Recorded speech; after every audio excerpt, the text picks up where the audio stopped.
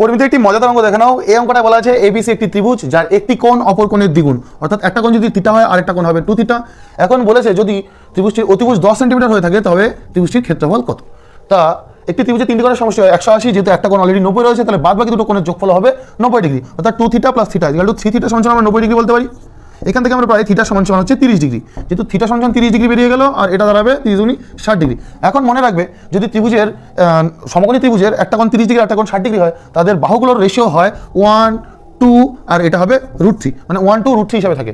2টা হবে অতিভুজ আর 1টা হবে 30 ডিগ্রি অপোজিট বাহুটা আর বাকিটা হবে √3। এখন 2 মানে যদি 10 সেন্টিমিটার হয় 1 মানে আমরা পাবো 5 সেন্টিমিটার রেশিওর এক একক মানে, আর √3 মানে পাবো 5√3 সেন্টিমিটার। বা এক কথা বলতে পারো 30 আর 60 ডিগ্রি হলে একটা ভাগ হবে 10 এর অর্ধেক 5 আর একটা ভাগ হবে সেই অর্ধেকের সাথে √3 গুণ করে। যেহেতু চেয়েছিল ক্ষেত্রফল, তো ত্রিভুজের ক্ষেত্রফলের সূত্র আমরা কি জানি, হাফ ইন্টু ভূমি ইন্টু উচ্চতা, অর্থাৎ ক্ষেত্রফল দাঁড়াবে 5 × 25 √3/2। এই ছিল অঙ্ক।